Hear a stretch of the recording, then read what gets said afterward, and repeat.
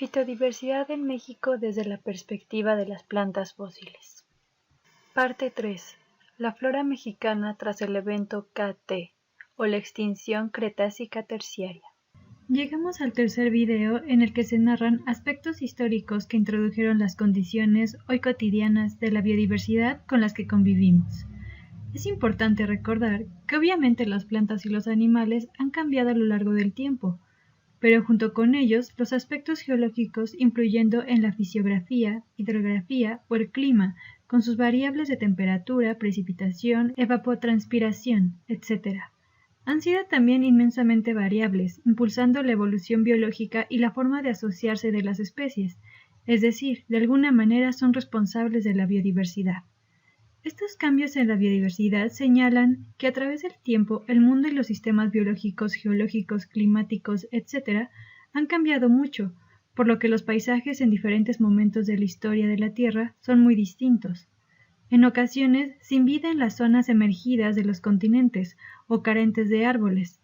En otros momentos, los árboles eran dominados por el grupo de las progimnospermas y pteridospermas, pero después fueron gimnospermas quienes inundaron el paisaje y hoy son las angiospermas con quien más estamos familiarizados. Aunque podemos reconocer a las plantas con flor desde hace casi 135 a 140 millones de años, se debe tener presente que este grupo ha cambiado mucho, se ha diversificado tremendamente y ha impuesto su sello particular a las plantas que le representan, a las comunidades que forman y aún ha influido en los organismos con quienes se relaciona. De las plantas con flor hay mucho aún por entender, explicar, descubrir y aprender. No sabemos con certidumbre cómo fue la primera angiosperma, tampoco tenemos claro a partir de qué grupos se diferencian, porque las angiospermas del Cretácico son claramente distintas a las del Cenozoico, y porque les lleva casi 65 millones de años a los taxa actuales diferenciarse. Antes de esta fecha se parecen mucho, pero las especies del pasado son distintas a las actuales. Bien, veamos qué cuentan los fósiles acerca de esta historia de los últimos 65 millones de años y seguiremos usando el registro fósil de México para ejemplificar aspectos interesantes que permiten entender a través de la vida pasada a la diversidad actual. Si dejamos el Cretácico y nos metemos al Cenozoico, plantas del Paleoceno no conozco yo aquí en México, pero del Eoceno, en La Popa, Nuevo León, en la zona de Mina, hay una diversidad tremenda. Pero llama la atención, ¿sí?, la presencia de anacardiáceas que están muy relacionadas con plantas de África. Desde el Eoceno estamos relacionados con África. ¿Cómo sucede esto? Y este género es Lanea. Las láminas no voy a entrar en los detalles. Esto es Lanea actual, esto es la Lanea fósil. Se parecen muchísimo, al punto de que no hay duda de que el género sí es, pero las especies no. Y así podemos ir revisando una cantidad de plantas tremendas del Eoceno e ir mostrando a qué se parecen y a qué no se parecen. Del Eoceno sigue el Oligoceno, una de las localidades más estudiadas, por ejemplo, salicáceas.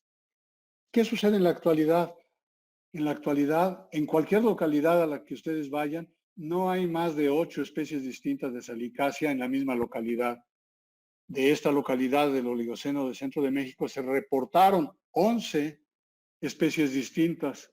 Entonces, lo que sucede hoy no necesariamente sucede en el pasado también.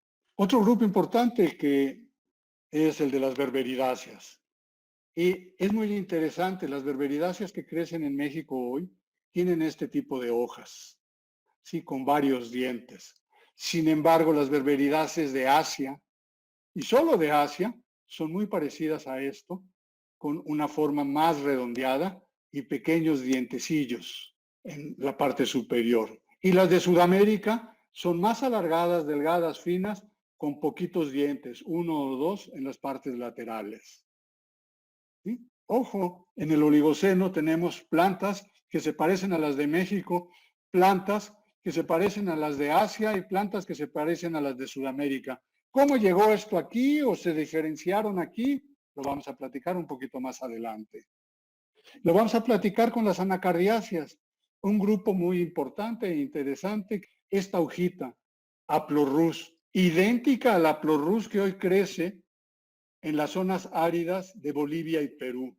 y nada más, pero que hace 30 millones de años estaba en México. Pistaches, que hoy crecen de manera natural en Asia y que son idénticos a lo que crecía hace 30 millones de años en México.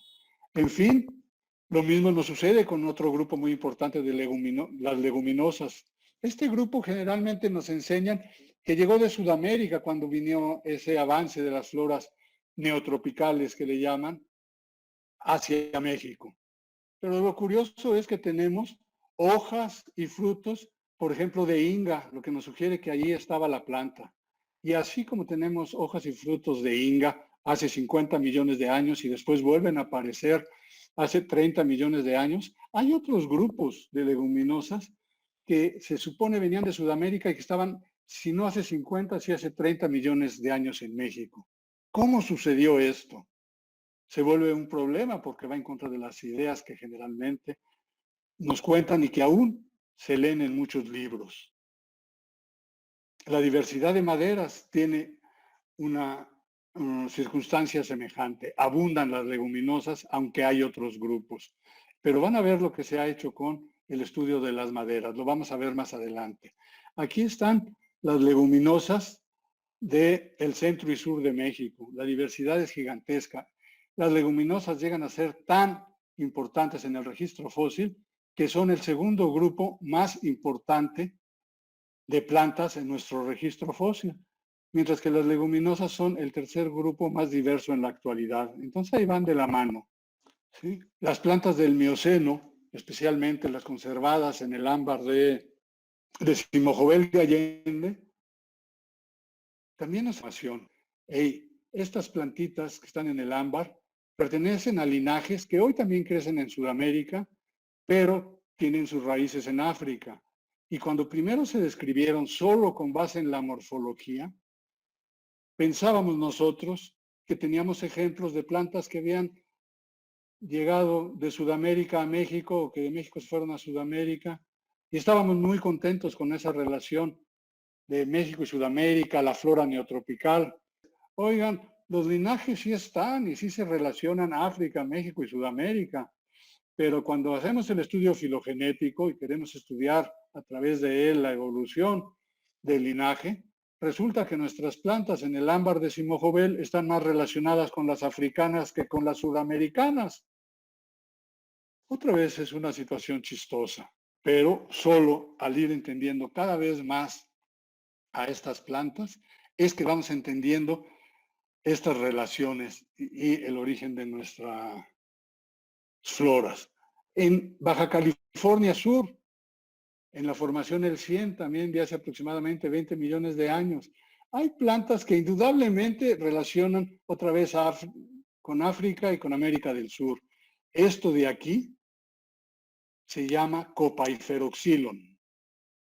Le pusimos el xylon porque se trata de algo fósil, pero es idéntica a Copaifer actual. Tiene hasta estas bandas llenas de canales resiníferos, la distribución del parénquima y las formas del parénquima, todas las características la relacionan con África. Lo curioso es que Copaiferá se conoce también de América del Norte, en Estados Unidos, pero no de América del Sur en su registro fósil. Y Andira, estas maderas de aquí, también se conocen de América del Norte y no de América del Sur. ¿Sí? Entonces, ¿qué es lo que nos está diciendo el registro fósil para las floras de México? Y estas son las plantas del Plioceno de Hidalgo. También es un estudio de Patricia Velasco y su grupo, en el que creo que lo más importante es que por primera vez en México se documenta con macrofósiles la presencia de bosques mesófilos, donde hay salix, cercocarpus, platanos, quercus, populus, ¿sí? Antes no nos aparecían estas cosas. A lo mejor por ahí tenemos un quercus en una de las floras del Oligoceno, ¿sí? Tenemos algunas salicáceas, pero no hay esta combinación que decididamente habla de un bosque mesófilo. Y eso es lo importante. Ya recorrimos el Cretácico. El Cretácico, las floras son tropicales. El Cretácico de México tiene, de hecho, de acuerdo a los estudios de Emilio Estrada, la flora más vieja que se conoce. Y cuando entramos al Cenozoico, pues seguramente las floras de México derivan de estas floras tropicales, pero empieza a convertirse en un trópico seco. Y lo mesófilo nos aparece hasta tiempos muy recientes, el Plioceno. Bien, entonces ya vimos que sí hay plantas fósiles, que sí tenemos un registro, que no solo nos dice qué plantas hay, ya tenemos entendida la geología, no porque nosotros la hagamos, sino porque nos colgamos de lo que los amigos geólogos nos van enseñando. Y entonces eso nos genera un momento especial en el que podemos discutir a las plantas de manera más integral. Entonces, cuando nosotros en el registro fósil entendemos la geología, los parámetros físicos del medio ambiente, estamos haciendo esa lectura de estamos a tal latitud, a tal longitud, estamos a tal altitud, llueve tanto, la temperatura es tal. Y una vez que tenemos ese escenario, le podemos sumar a nuestras plantas, porque de nada nos serviría tener un listado de plantas, fíjense en esta transparencia. ¿De qué ambiente hablamos? Pues quién sabe. Las anacardiáceas crecen en un bolonal de ambientes. El calcioxilon solo lo conocemos como fósil, solo Dios. Para filantoxilon también. Las cornáceas también crecen en un bolonal de ambientes. Pero cuando somos capaces de jugar con la información, ¿sí?, por métodos estadísticos, como lo hizo Emilio Estrada, ¿sí?, podemos ver que hay un gran número de hojas con margen entero, que un gran número de hojas tienen puntas de goteo, que no hay anillos de crecimiento en las maderas de angiosperma y hay una gran abundancia y diversidad de palmas, ¿sí? Esto se parece a la selva paratropical, es la selva más vieja de este tipo que se conoce. Y estas son las características del ambiente, ¿sí? Entonces ya tenemos mucho más claro de qué se trata. ¿Qué crecía en el Cretácico de Coahuila? Una selva paratropical y sus características son A, B, C, D. Eso creo que es muy importante. ¿Qué otra cosa podemos hacer con los registros fósiles? Esto lo hizo Israel Martínez y es muy importante y ya lo hemos replicado en otras muchas localidades y da datos muy, muy interesantes. Nosotros agarramos los caracteres de la anatomía de la madera, hacemos estudios estadísticos, lo comparamos con comunidades actuales, como puede ser estas del estado de California, son comunidades riparias, comunidades húmedas, de desierto, halofíticas, alpinas, de desierto, de chaparral, costeras, de suculentas, bosques, ¿sí?, y bosques deciduos. Además, se comparó con los tuxtlas o en Sudamérica con selvas tropicales en Manaus, en Tafelberg, en Portobelo. ¿Y qué es lo que resulta? Aquí Israel nos da las características y lo que salta a la vista es que esta flora o la vegetación que creció en el Mioceno en Baja California Sur, que estaba todavía pegada a la costa de México, se parece más y mucho más a las selvas de Manaus, Portobelo, y menos a las, por ejemplo, a las de los Tuxtlas o a las de Chamela. Y eso lo hace importante porque las características anatómicas de la flora de Baja California le permitían mover muchísima agua. Hoy es una zona seca. Antes era una flora con mucha agua y tenían que mover mucha agua. Entonces, fisiológicamente, las plantas trabajaban distinto de como lo hacen ahora. Nuestras selvas del pasado también cambiaron, fueron evolucionando, ¿sí? Y eso creo que es muy importante. Y lo mismo hemos encontrado en otras floras del centro de México.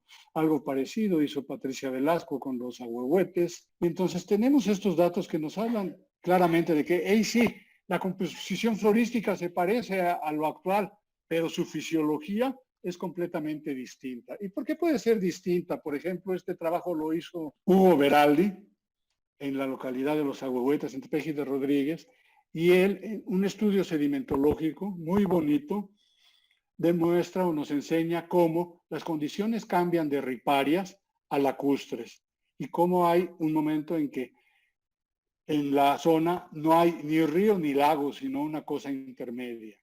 Y él nos muestra también un cambio en la vegetación de cuando hay solo río y cuando hay solo lago. Nos muestra cómo interactúan las características físicas del medio con las características de las plantas. Algo parecido ha hecho Patricia Velasco en el Plioceno, en el que este lago en Atotonilco, en Amajac, se ha ido reduciendo también y la vegetación ha ido cambiando.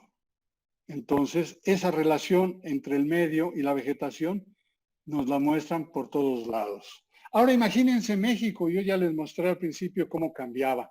Casi todas estas localidades de las que he ido hablando o están pegadas a la línea de costa o forman lagos, y un geólogo, Gilberto Islas, en su estudio de doctorado, estudió muchas cuencas de México al punto de que propone de que México a lo largo del Cenozoico estuvo lleno de lagos y que a lo largo del Cenozoico México se ha venido secando.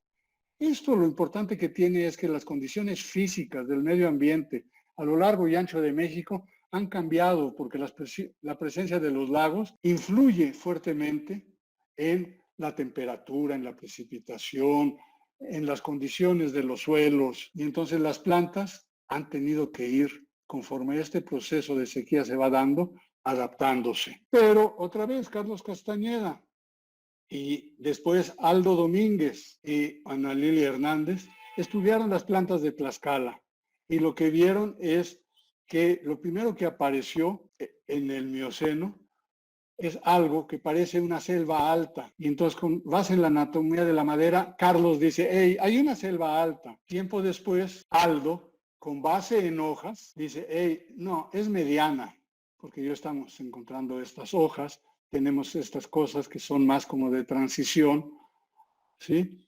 Entonces es una selva mediana, como sea, es el trópico, son selvas. Ana Lilia, identificando más hojas, especialmente el Oncocarpus, ¿sí? Confirma esto de que, hey, se trata más de una selva mediana en el Mioceno hace 15 millones de años. Y ellos calculan que esto está cerca del nivel del mar. Ojo, estoy hablando de Tlaxcala. Tlaxcala hoy está a los 2.300 metros sobre el nivel del mar. Y si seguimos viendo el registro fósil, antes que ellos, Gunther y Bunde, dijeron, hey, en el Pleistoceno hay bosques de pino y encino y bosques de pino, ¿sí? Y luego en el Holoceno hay bosques de pino y pastizales. Hay un cambio de vegetación y si nosotros usamos estos tipos de vegetación y los vamos relacionando con la altura, vemos que hay que explicar cómo se cambió del trópico a zonas frías, digamos. Y la mejor forma es decir, hubo un levantamiento. Los geólogos han demostrado que en ese tiempo la actividad volcánica del eje neovolcánico impulsó el levantamiento de la parte central de México y dejamos de estar al nivel del mar o cerca del nivel del mar hasta alcanzar las alturas de 2.000, 2.300, 2.400 metros sobre el nivel del mar que hoy tenemos. Pero las plantas también lo corroboran. ¿De dónde vinieron las plantas? Para eso las anacardiáceas han sido muy buenas. Y muchas anacardiáceas se ha visto que son más viejas en Asia, más jóvenes en Europa, luego en Norteamérica y luego hacia México y hacia Sudamérica. Hay como ese recorrido. Es un ejemplo. Sin embargo, Rus es muy difícil porque Rus es como un basurero donde caen muchos tipos de hojas del registro fósil. Entonces, si dejamos a Rus y nos venimos con Tapirira, otra anacardiácea, vemos que la tapirira más vieja está en el noroeste de Estados Unidos, en Oregon. A esa le siguen tapiriras en Baja California y luego Baja California Sur en el Oligoceno. Aquí están. Después hay otra tapirira en el Mioceno de Chiapas, en el Ámbar, hace 15 millones de años. Y hoy tapirira crece del istmo de Tehuantepec hacia Sudamérica. Es decir, tapirira se ha movido de norte a sur. Y eso es muy bueno. Nos está diciendo de por dónde vienen las plantas. Loxopterygium, una planta muy relacionada con tapirira, la conocemos del Oligoceno de Puebla, aquí, hace 32 millones de años. Y hoy crece de Venezuela hacia el sur de Sudamérica, ¿sí? Otra vez, de norte a sur. Y se le conoce en el registro fósil en Ecuador de hace 10 millones de años, 32, 10 y en la actualidad. Cuando Marcela Martínez hace la biogeografía histórica de esto, lo que encuentra es algo que, para resumir, es muy importante. Haplorhus, Pistacia, crecieron primero en México y se fueron hacia Asia y África, o de México hacia América del Sur. Y esto es un dato muy importante, como que siempre nos enseñan de que las cosas llegaron a México y nosotros, como siempre, extendiendo nuestra manota, a ver qué caridad nos dan. Bueno, pues estos estudios nos están mostrando de que en México sucedieron cosas muy importantes, se originaron cosas, llegaron cosas, la dinámica biológica es muy importante. Lo mismo sucede con la tapirira, ¿sí? Con espondias, con otros géneros, y esta historia de que de México salen cosas se vuelve importante. No solo recibimos, también exportamos, ¿sí? Y lo que recibimos, ¿de dónde viene? Hay dos ideas. Una, que es lo que nos han enseñado mucho, es que viene de Sudamérica, ¿sí? La flora neotropical. Cuando se cerró el Istmo de Panamá, llegó a México. El problema es que tenemos muchas cosas que se supone llegaron de Sudamérica antes de que se cerrara el Istmo de Panamá. Entonces habría que buscar otra explicación. Y ahí entra la flora boreotropical. La flora boreotropical nos dice que de Asia y África vinieron muchas cosas a Europa primero. Y luego de Europa saltaron a América del Norte y de América del Norte a México y América del Sur. Y eso es lo que vemos mucho en el registro fósil. Si nosotros revisamos el registro de todas estas familias y otras muchas más, la hipótesis de la flora boreotropical gana mucha fuerza. Eso no quiere decir que no haya ejemplos que apoyen esta hipótesis de Gondwana. Lo importante es que el origen de la vegetación de México, la actual, sí empieza en el Cretácico. En el Cretácico todo es extinto. Hubo una renovación cuando empieza el Cenozoico y por eso las plantas son todas extintas en el Cretácico, o la gran mayoría son extintas. Una vez que entramos en el Paleógeno, esto es Paleoceno, Eoceno y Oligoceno, podemos distinguir géneros y las especies son extintas. Una vez que entramos al Mioceno, podemos encontrar especies cada vez más cercanas a las que crecen en México, pero yo me atrevería a decir que aún las del Mioceno son extintas, las del Plioceno ya se pueden parecer más, y esa es nuestra historia. Otra parte de la historia es, empezamos con el trópico húmedo en el Cretácico, pasamos al trópico seco en el Cenozoico superior, en el Paleógeno, ¿sí? Y solo a finales del Neógeno nos aparecen las cosas mesófilas. Terminemos este recorrido de la historia de la biodiversidad. Tenemos que remarcar que los cambios han sido muchos y asombrosos. A lo largo del tiempo cambiaron los terrenos, las montañas, los ríos, la posición de los continentes, etc. Los organismos se vieron forzados a cambiar para adaptarse a las nuevas condiciones, migrar o extinguirse. México, como territorio, se fue formando a lo largo de los últimos 140 millones de años, de manera paulatina. En cada momento producía condiciones fisiográficas, de clima, hidrografía y orografía distintas, por lo que las especies se iban seleccionando. Hay que entender que entonces lo que hoy tenemos y con lo que convivimos de la naturaleza tiene una muy larga historia, con un largo recorrido en el que se acumularon cambios, mismos que seleccionaron qué, quiénes y dónde vivirían. México tiene una fisiografía, orografía, climatología e hidrografía tan variable que ofrece a los organismos muchos espacios distintos en donde vivir, y los organismos han podido escoger y adaptarse a ellos. Por eso tenemos selvas tropicales húmedas, tropicales secas, bosques mesófilos, bosques de coníferas, pastizales, humedales, zonas secas, desiertos, etc. Cuidemos nuestro mundo, porque aunque no lo veamos con claridad, desaparece, y muy rápido, por no saber formar parte de él. Cuidémoslo, porque es el único que tenemos y es más fácil cuidar este que nos ha recibido con gusto y ofrecido un sinfín de beneficios que pensar en irnos a otro a comenzar de cero, o casi cero. Cuidémoslo porque la vida seguirá y somos nosotros los que estamos en riesgo. y con nosotros nos llevamos a un sinnúmero de inocentes especies que no saben de dónde les cayó Homo sapiens.